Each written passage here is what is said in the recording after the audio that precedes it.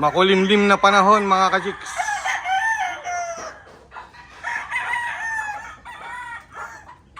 Hindi nagpapakita yung haring araw. Good morning sa lahat ng mga ka-chicks natin dyan. Sunday. Chill tayo mga ka-chicks ha. Overseas, mga OFW, especially sa Middle East, sa Megera. Ingat tayo dyan. And sa Pilipinas, yung mga tropa nating sabongero, mabuhay po tayong lahat. Araw ng linggo, araw ng ating eskwelahan. So, good luck! Manalo po sana tayong lahat. Ngayon, eto, meron tayong binaba, no? Na hen hatch. Ito yung mga pure natin, yung pinupuro natin mga bloodline. Marami tayo nitong naglilimlim ngayon. So yung mga core materials natin na pure, hinahayaan natin maglimlim yung mga babae, no, yung mga pullets. So ito yung python natin, no? Python gray na pure. Meron siyang napisa na 7. Ayan, no?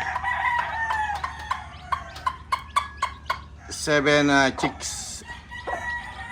Kabababa lang nito. So hayaan lang natin sila na kasama yung mother nila, no? Nasubukan natin to before, no? Yung mga pinupuro natin, hen hatch sila lahat. Mas okay to kasi kasama nila yung mother nila. Yung init na kailangan nila nabibigay ng mother nila. Hindi na natin kailangang ilawan. So nandyan na sila, nakalimber. Meron pa isa doon na namisari, no, yung ating mga Bruce Barnett. Mamaya papakita ko sa inyo. So ayan ang ating magiging mga pure materials. Yan.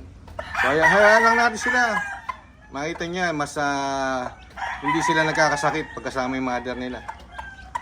Tinuturuan silang tumuka, ayan, no? So mas maganda yan, kaya lang kukunti lang, no? Hindi ganong karamihan yung mapipisa natin. Pure python gray. Yan. 7 chicks.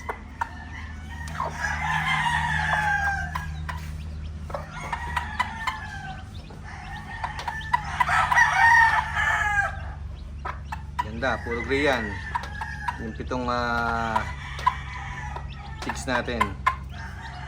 Lagyan lang natin konting pagkain. Of course, inumin. Okay na yan. Puntahan natin yung isa pa, no? Pakita ko sa inyo yung ating pure, pinuro naman na Bruce Barnett dito sa kabila.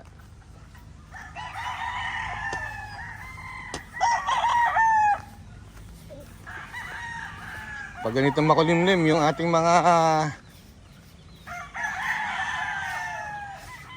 estudyante, medyo ano, no, wala yung kanilang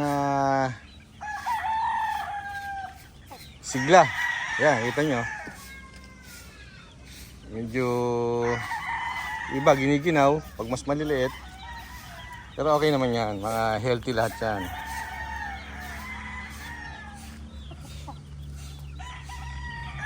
Healthy yan mga chicks for national bonding.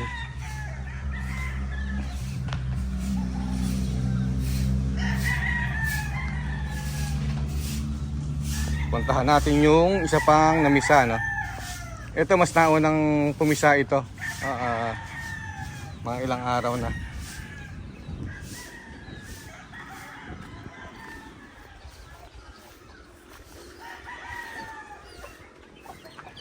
Yan.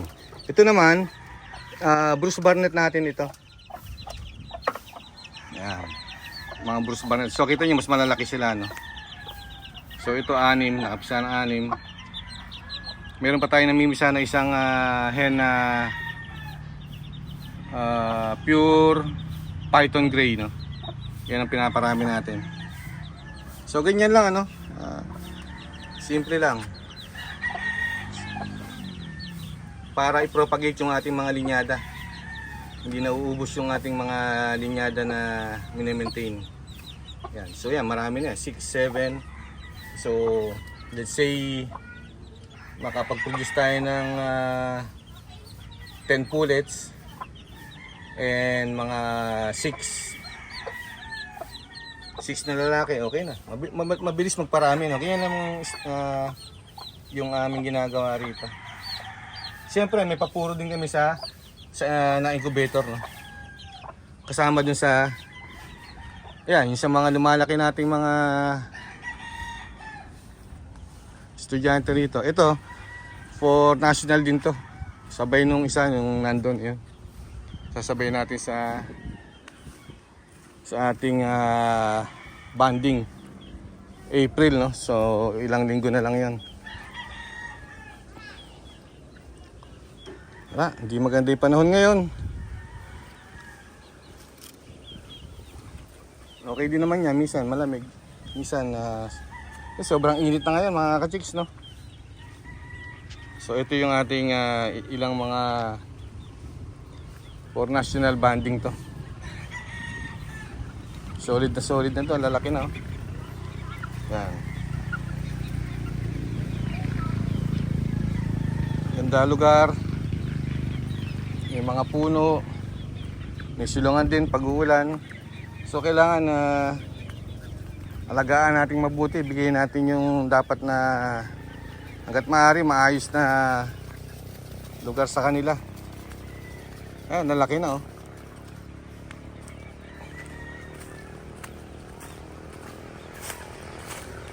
Yan. Healthy, no? Number 1 priority. Health ng ating mga estudyante. Ito, masisiyahan kayo pag lahat namumulay mukha, maganda yung kitawan, walang iniinda, walang malungkot, no? Yan.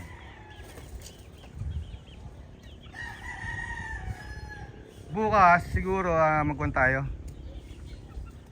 Pili tayo ng mga baby pullets and baby stag, cockerel para sa raffle natin. 3 trayo ang ipamimigay natin minimum. Siguro yung raffle date sa after Holy Week, Sunday para maraming maka-join, no? Walang mga trabaho yung ating mga ka-chicks dyan para maka-join sila. Panimula lang naman yun, no? Yung mga pamimigay natin, yung mga baby pullets, mga selected na yan. Selected na lahat to. Wala nang nahiwalay na natin yung mga ating pang material. So kukuha lang tayo doon ng mga 6 na pullets para sa 3 trayo. Yan. Para doon sa mga magjo-join na gustong magsimula, hindi maka-afford ng mga materials. So may chance kayo manalo. May mapaglilibangan kayo pang maalis ng stress.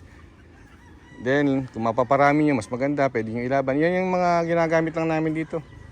Nananalo naman, magaganda naman, magagaling naman. May mga talo din syempre.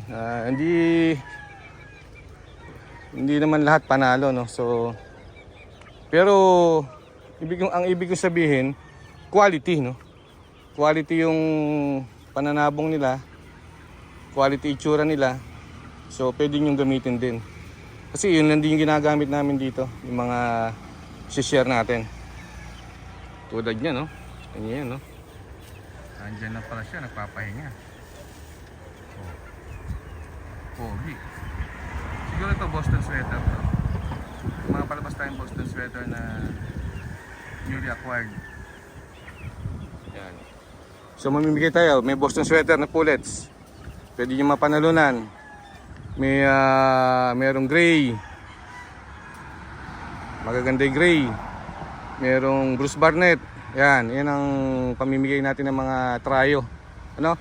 So schedule after Holy Week, Sunday. Muling pagkabuhay yata yun, no? I don't know, no? Para lahat ng mga ka-chicks natin nakabakasyon, no? Kasali kayo sa ating raffle. Free raffle po ito. Ang pinaka-requirement dapat subscriber kayo ng ating YouTube channel, and i-share nyo lang po, no? Mag-post tayo ng video, i-share nyo lang po iyon. Ganun kadali, no? So may chance na kayo manalo. Ayan, nagpapahinga sila dito sa ano. All good yan mga ka-chicks, no? Okay, so kita-kita ulit tayo mga ka-chicks sa ating susunod na video. Next week, raffle. Don't forget, no? Okay? Maraming salamat at ingat po tayong lahat, especially sa mga OFW sa Middle East. And mabuhay po tayong lahat. Bye-bye. Thumbs up, syempre. Yun. Mga gwapo.